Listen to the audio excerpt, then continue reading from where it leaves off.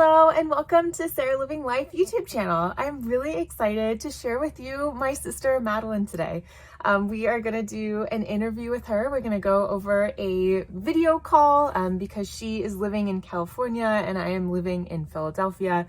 So doing an actual face-to-face video is a little bit harder, but I'm really excited to share with you just sort of any of the things that we talk about. So we're going to kind of cover what it means to be a sister. We're going to talk about just sort of what it was like for us growing up, which is fun. And I do want to share with you kind of a sweet story. I am 5 years older than my sister, and my parents were telling me as I'd gotten older that I'd started asking for a younger sister. Basically, since I could start talking, I just was like, okay, where's my sister? I need one. And when my parents sort of sat me down when I was 5 and told me that they were pregnant with my sister, who's now Madeline, they said, you know, we're going to have a new baby. It could be a little boy or a little girl. And I was like, oh yeah, I know, I'm having a sister. And they were like, okay, well, that's strange. And then when they said like, okay, Sarah, well, it might be a little boy. And I was like, no, I am not having a brother. I am having a younger sister. And my mom then looked at me. She's like, Sarah, what happens if it's a boy? And I just looked back to her and said, well, like, Mom, you're going to have to take it back. Like, I will not accept having a younger brother. And just fun that I knew from day one early on that I was going to have a sister. And so I'm excited to share with you a little bit more about our journey together. So let's go call Madeline. Okay, great. Hey, how's it going? Good, how are you? You look great. I love those plants behind you. That's fabulous. Thank you. A palm tree or whatever they are. They're palms, right? I am here with my dearest sister, Madeline, and we are here just, you know, I'm sharing life again, right? So this is somebody who's like obviously very, very important to me. And I think particularly when we do talk about like kids with limb differences and stuff like that, the sibling perspective really isn't talked about a lot. So like, yes, I want to share my like awesome sister and sort of who she is and the things that she loves to do, but also just sort of add in like, what is the sibling perspective like? And what is it like being a sibling of somebody that does have something that's a little bit different? And then just what's it like being a sibling in general? So cool. Okay. So let's start with tell us who you are. What are things that make you smile? Well, my name is Madeline. I'm 25. I live in Midtown, Sacramento, California. I'm in the cutest little neighborhood. I have this great old Victorian house and I love it. And then I'm like within walking distance to all of my favorite restaurants and bars and stores and stuff.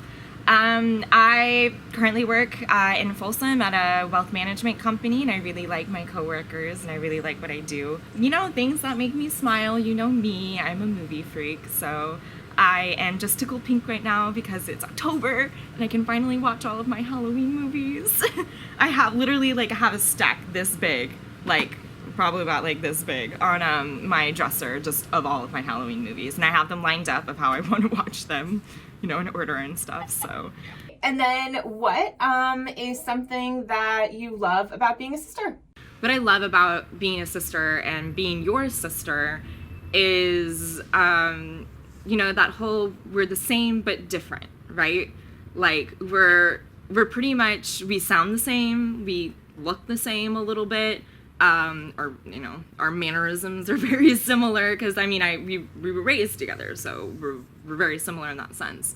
But kind of like what I was saying before, like you're very like extroverted and you're very like, hi, I'm Sarah, who are you, what's your name, what's your story, tell me everything. And I'm like, okay, you're talking about a movie that I like, all right, you seem somewhat cool, I'll start talking to you. Like you have to like impress me first before I start talking to you. I'm very standoffish. And I just like that, like even with our styles, like you're kind of more, well, I mean like in the past, like you were more bright colors and I was like pretty much that same style, but just with black and like dark colors. I do remember that like growing up, we would have the same cardigan and I would like have the white one and you would have the black one. And then we'd have like, I mean the same earrings. Well, I guess we're inverted now because your earrings are the white ones and I have the black ones. Ooh, are we melding in on each other? Yeah, exactly. Yeah. But yeah, no, I just like that you are always there for me. You know me. You know things that I like. So, I mean, your presents or things that you get me or whatever, like, are always on point. Especially now that you know that I love candles. I also just like that even though we are thousands of miles apart, I mean, you're in Philadelphia, and I'm in California, Sacramento, California. It's like as soon as I see you, as soon as we're together, it's like we were never apart. Like we just pick up right where we left off. Growing up, and I think this moves more into the space of like being a sister of somebody that has a hand difference. How did the limb difference play a role in your life?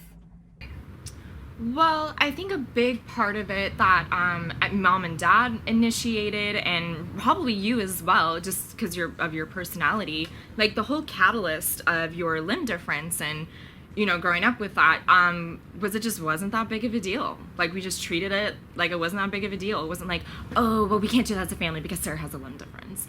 And we're always like, well, let's try it. Let's see what happens.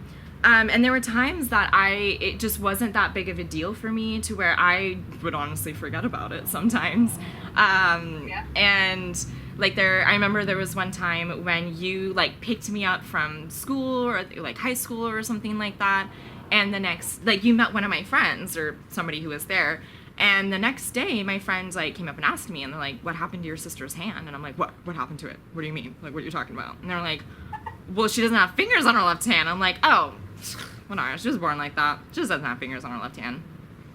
So, and I think that was your attitude towards it as well. And as well as mom and dad, you know, I think that you just kind of took the lead on that. And, you know, and we just followed your example. However you were treating it, we were treating it. I do find sometimes that I find it hard or I struggle with, helping you in certain physical situations because I'll see you struggle or I'll feel you struggle and like I'll try and go and help you, like, you know, do just instinctively, like you know, I'll just, you know, be overprotective and just try to help you out. And it's interesting because sometimes you just accept it. You're like, okay, yeah, no, just do it. Like it's whatever, I'm done. Or there's times where you're like, no, I got it, don't do it. And I'm like, okay, all right, I'll help you out. I'm just trying to help you out. So, and I think what was really instrumental and helpful on it is that you were vocal about it as well. You were always like, you know, don't tell me how to you know, deal with my disability. I'll tell you how to deal with my limb difference. And I think that was just the best thing that you could do. And I think we as a family could do was just let you take the lead on it. Kind of watch you, observe you, and how you handle it. And from what I can remember, even as a kid, like you were just always so confident about it and so ready to answer questions people would ask you about or people would stare. I mean, I don't really remember so much as you being like a kid dealing with that, but definitely as being an adult and observing you kind of handle that and taking control of that is not only admirable, like, you know, because I feel like some people will be like, ugh, like you're, you know, of course you're gonna ask me about my hand and I have to do this over again. You would get so excited about educating people, like finally somebody's asking me about this. Okay, so let me tell you about it.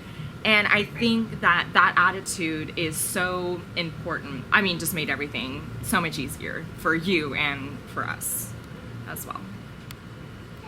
And then also, in a sense, I mean, you have inspired me and you've helped me out a lot with my own disability. I mean, I have a hearing impairment. And, you know, kind of observing you, watching you for years be so confident about it and learn how to take control of the conversations because it's your hearing impairment. It's your disability. Like, let me explain it to you.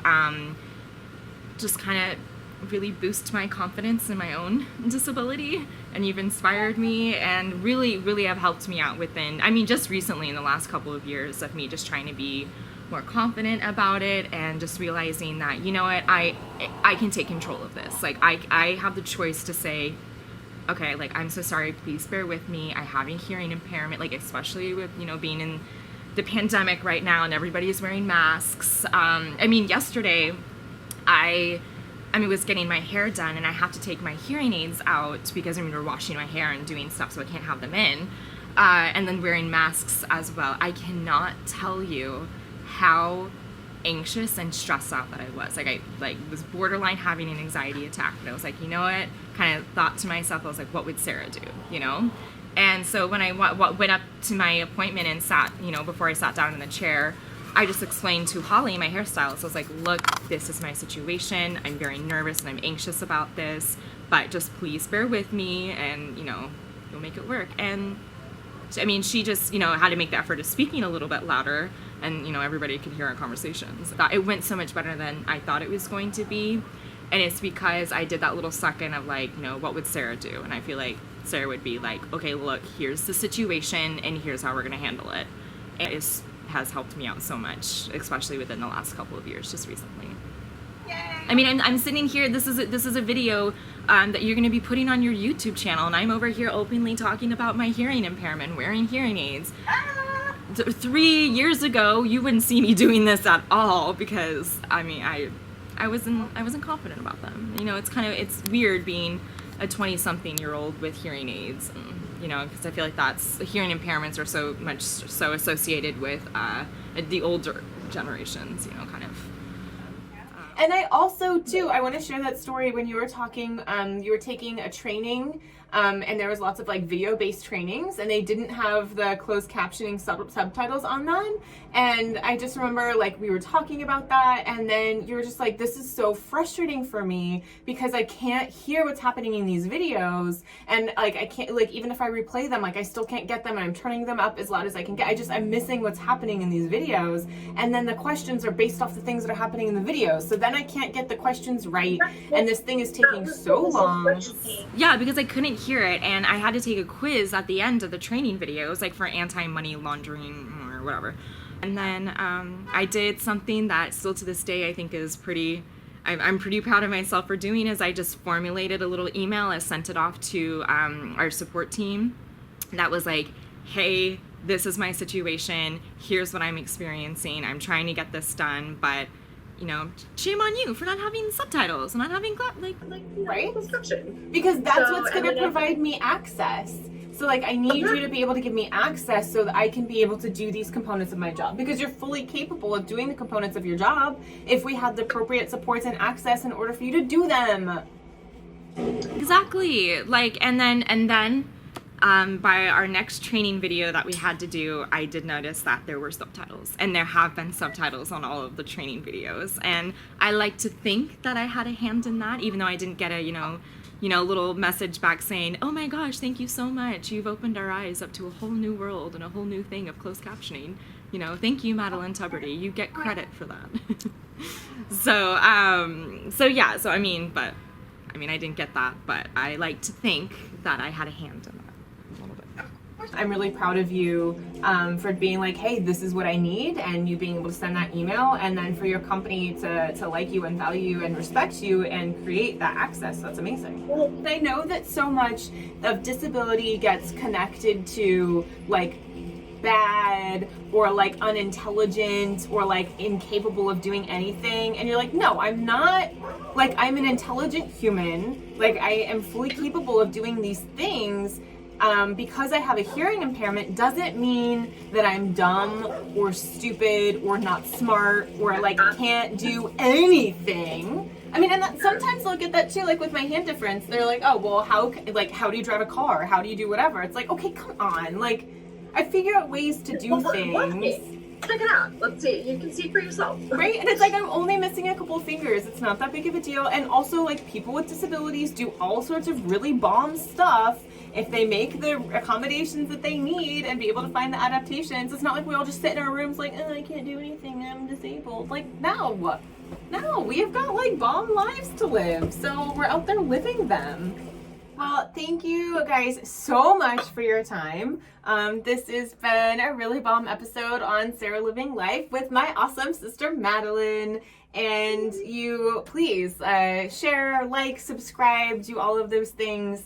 This is the Sarah Living Life YouTube channel is all just trying to help illustrate what life with a disability can look like, and really celebrating just sort of the everyday components of what disability looks like, and really trying to help rewrite the narrative of disability to give all of us space just to be humans. Hey, end of story. That's all I want. I just want people with disabilities to be seen, recognized, and acknowledged as being humans that are fully worthy and capable of all of the same things as everybody else. Yep, exactly. I couldn't agree more. Great. Okay, well, we'll see you. Videos drop every other Thursday, so we'll see you next Thursday. All right. All right, bye. I love you.